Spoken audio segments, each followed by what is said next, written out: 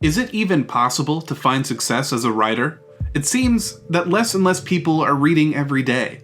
The traditional publishing industry is floundering, and with 11,000 new books hitting Amazon every day, it seems impossible to stand out. But what if I told you there's still hope? The hard truth of the matter is that very few of us will enjoy such a sumptuous future. The good news is that fame and fortune is one very narrow definition of success.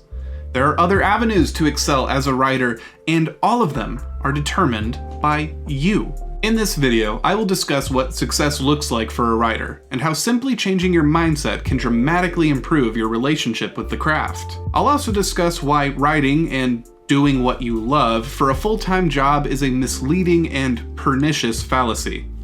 But first, a word from our sponsor. Me! Howdy folks. You know I've been working on my fantasy novels for a while now, and they're finally about to launch on Kickstarter. The pre-launch page is live, and I'd love your support. If you enjoy what I do, click notify me so you'll know the second it goes live.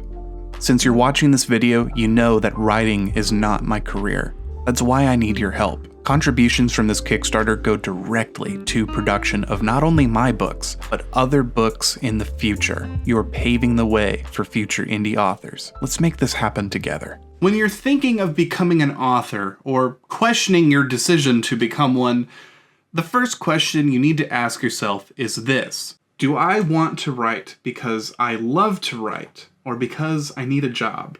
If you need a job, you're going to have better luck on Indeed than grinding on Duotrope. It used to be that you could make a decent side gig submitting writing to a magazine, but this is no longer the case. Most magazines are volunteer-operated and do not pay. The ones that do pay have prohibitively high standards and make every submission a gamble. But if you do love to write, then you need to ask yourself a follow-up question. Am I writing for me, or am I writing to please a reader? This decision will completely change the way you approach writing. For most of us, there isn't a middle ground. If you are writing books specifically designed to please a market, and not to satiate your creative needs, then I would recommend closing this video and looking up the Novel Marketing Podcast. They have a lot of great information there. Feel free to stick around, but the advice that I'm slinging is tailored to writers who write because they have a story in their heart, and it needs to be told. Now I'm kind of writing to market. Okay, now that it's just us, let's talk about what success looks like when chasing after trends is not your thing. When we decide to stay true to our personal artistic needs, we are paying a cost. And the rewards are not the same as they are for people who make their financial living writing best-selling books. First things first.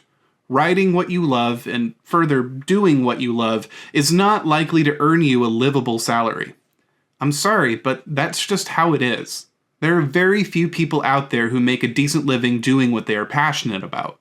Most of us are simply lucky to get by at a job that we don't hate. Even more of us actually do hate what we do, and every day at work is torture. If that's you, I'm sorry. But this is actually a good thing.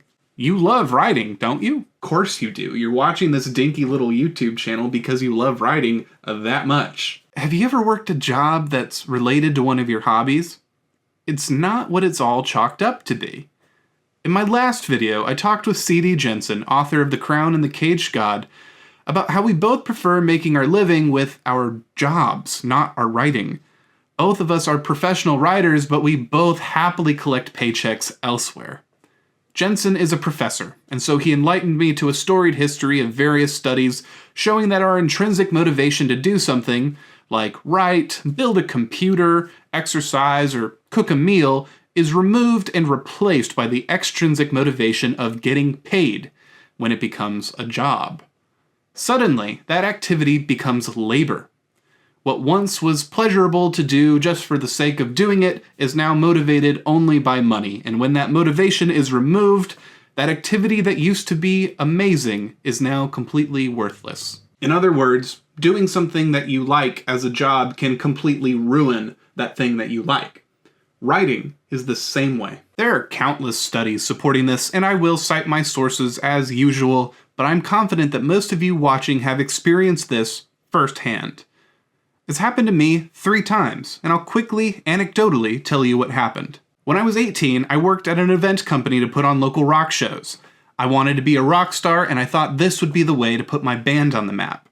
Really what it was working very hard to get underpaid and get treated like garbage by a bunch of drunk people.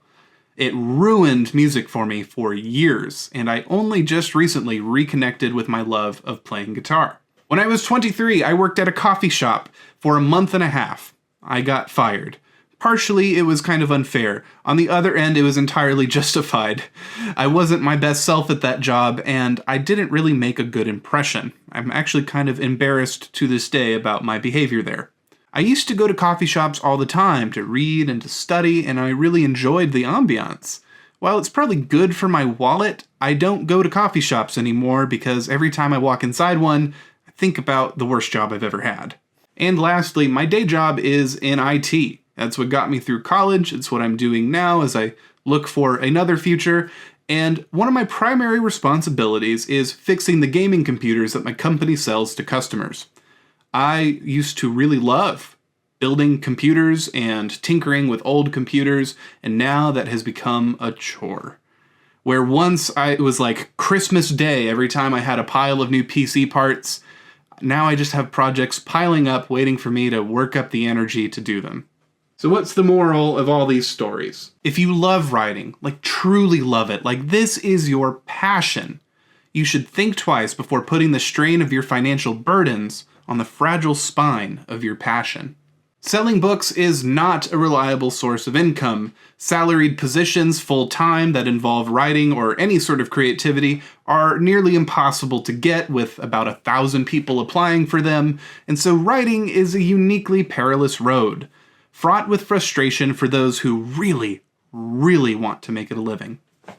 By working a job separate from writing that also supports your creative life rather than draining it, you will relieve your creativity from the burden of feeding your family. Your evening meetings in the writing room will be so much more relaxed because you're not constantly trying to have the money talk with your writing. Further, having distance from your creativity throughout the day will make you long for it. You'll savor every moment you get doing what you love, instead of loathing it, like every dejected writer in every movie that ever depicts a writer. What is with movies and writers? They're always, like, so awful. Not sure exactly what he wants. Truth. He wants truth, so that's why he's telling a story about girls cannibalizing their mother. It's a meta-narrative. I'm invoking the tropes of the genre to ask questions of the genre. I collect movie clips of bad writers. Lastly, if you do end up making a decent chunk of change writing, well, that's a nice little bonus that will enable your craft to sustain itself, and maybe even pay for something nice, like a vacation. Wouldn't it be nice to have an extra couple $100s every now and then? See how the shift in mindset can turn a poorly selling book into something really positive? It's magic.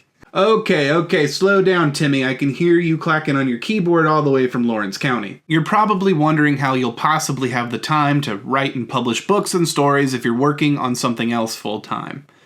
Well, the first thing that you need to accept is that sometimes you won't have time. That's adulthood, my friend. Sometimes real life comes first. But there are methods that you can use to ensure that you have the time for family, work, and writing. None of them are silver bullets, and none of them are life hacks. I hate to tell you this, but if you want to excel at something, you need to make some sacrifices. The first thing I recommend is waking up early, not staying up late. Of course, do what works for you, but personally, I find the witching hours between 3:45 a.m. and 5:45 a.m. to have that same appeal of a late-night study session, except I'm fully rested and get to drink coffee without consequence.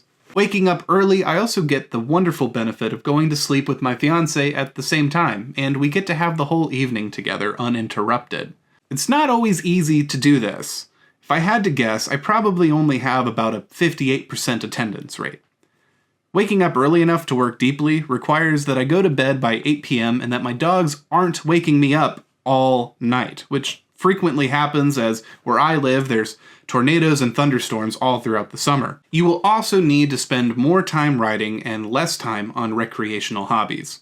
Video games need to take a back seat, and sometimes you might have to skip ladies' night at the Prowler. This is especially important if you're like me and prefer to work in longer sessions. It takes about 23 minutes for you to reach your flow state, in the best of conditions.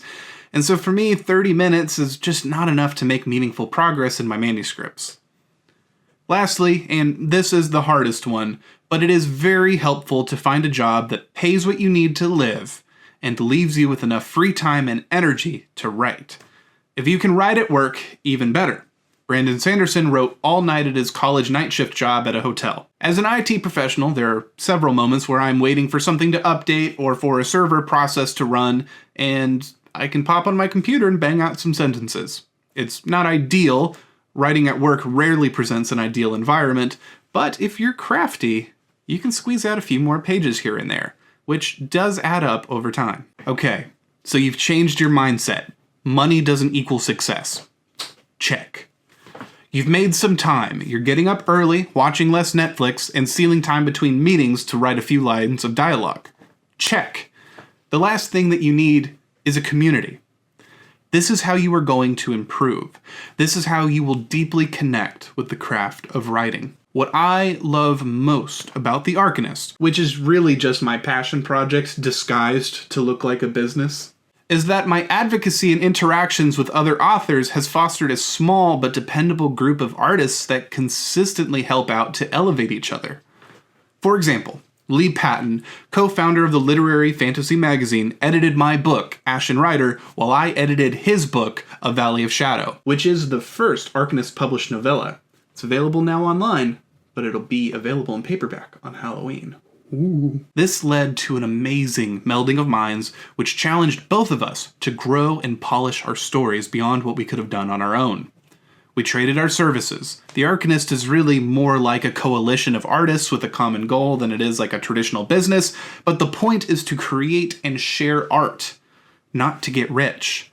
We can do this because our paychecks come from somewhere else. Finding a community of like-minded authors will benefit you more than I can describe.